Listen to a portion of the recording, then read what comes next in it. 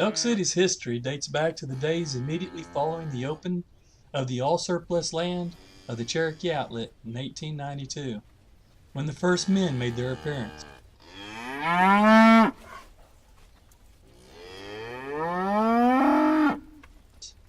Prior to this time, many early settlers have driven cattle over the Great Western Trails from Texas going north through the present town of Elk City to Dodge City, Kansas.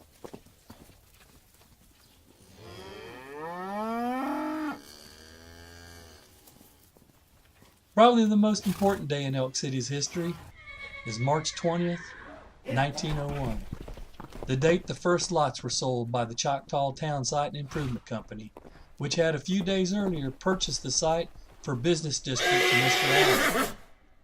By the date of the sale of the lots, March 20th, hundreds of prospective purchasers had built a tent city.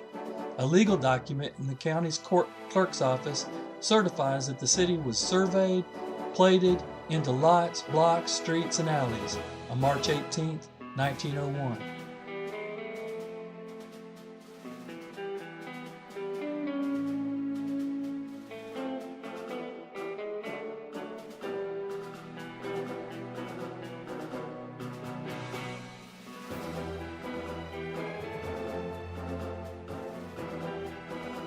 This is one of my hidden rock piles. This is one of my rock piles.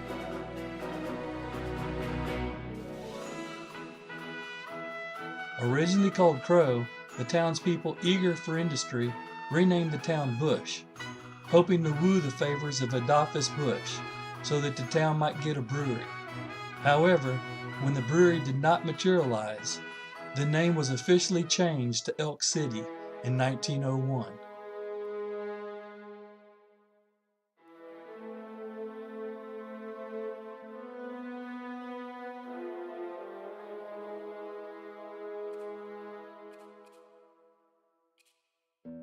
This is one of my rock piles.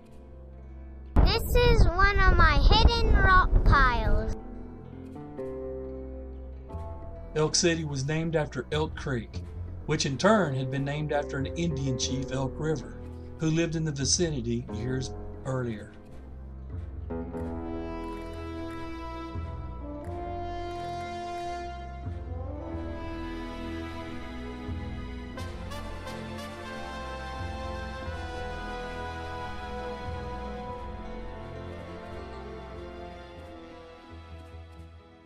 This is one of my hidden rock piles. This is one of my rock piles.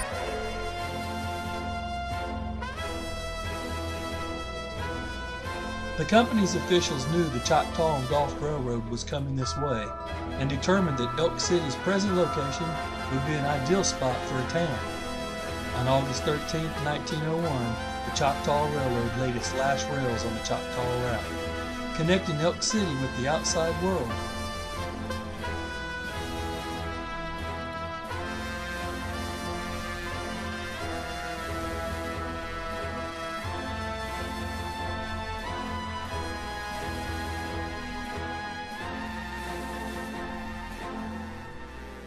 The first regular train service commenced 7 days later, and the city folk rejoiced, predicting that the dugouts, claim shacks, and prairie stables would soon disappear and be replaced by handsome residences, commodious barns, and granaries. This is one of my rock piles. This is one of my hidden rock piles. By January 1902, Elk City boasted more than 60 businesses and a population exceeding 1,000. Paving with bricks began in 1902 to an effort from the many the city employed. Though not yet a year old, the town had become one of the largest in western Oklahoma. It boasted 2 hotels, many boarding houses, and a church, 2 milling and elevator companies, and a cotton gin.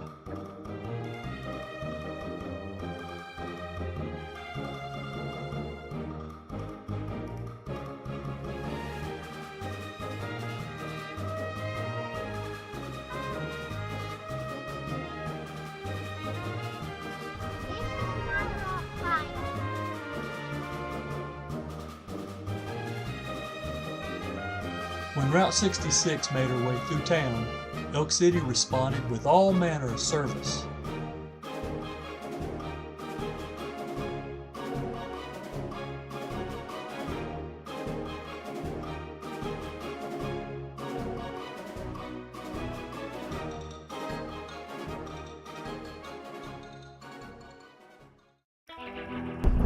This is one of my rock piles.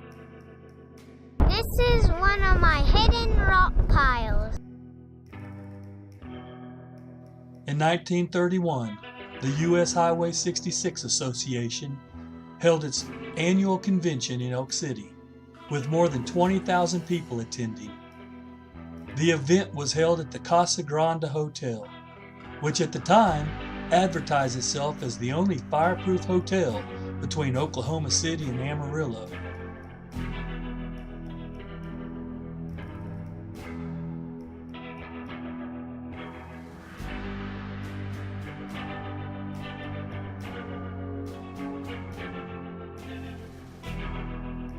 Today, this historic hotel is the home to the Anadarko Basin Museum of Natural History.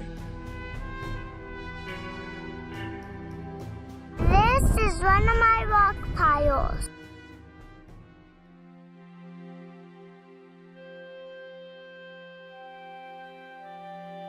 This is one of my hidden rock piles.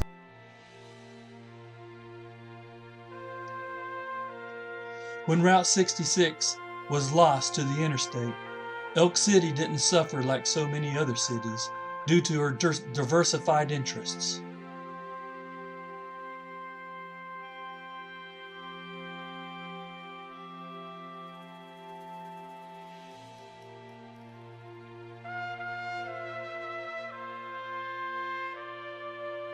This is one of my hidden rock piles.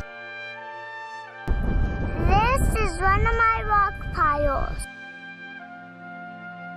In fact, just a few years later, the great oil field boom of the early 1980s brought thousands into town, working on the oil rigs.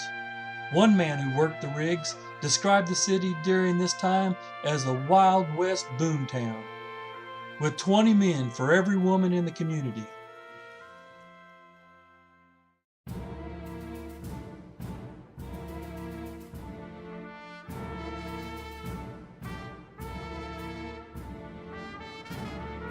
This is one of my hidden rock piles. It was during these boom years that Elk City underwent a flurry of building activity, and many vintage Route 66 sites were lost.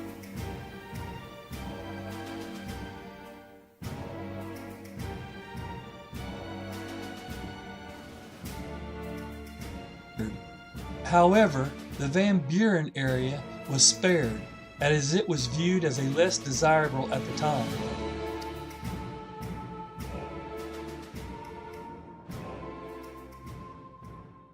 Today, Elk City is called home to a little more than 10,000 people, and provides not only a peek at the Route 66 era, but also that of the Old West at the National Route 66 Museum and the Town Museum Complex.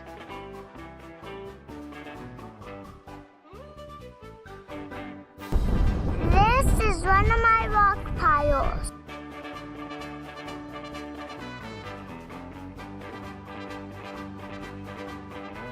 The museums are located on Route 66 and Pioneer Street. Further on down the Mother Road, you can see the old Queenian trading post with its fading name still peeking through its brick exterior.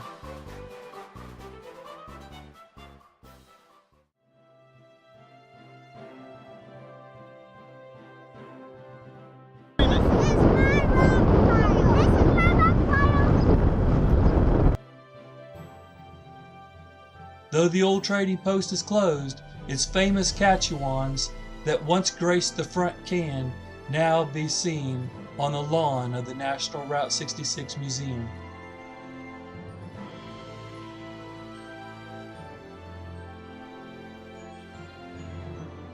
On the Van Buren segment, the north-south leg of Route 66, you can still see what's left of cozy cabins and the old red ball station. This is one of my hidden rock piles. This is one of my rock piles. After a great time in Elk City, head on down to the mother roads towards Sayre and the ghost town of Hext.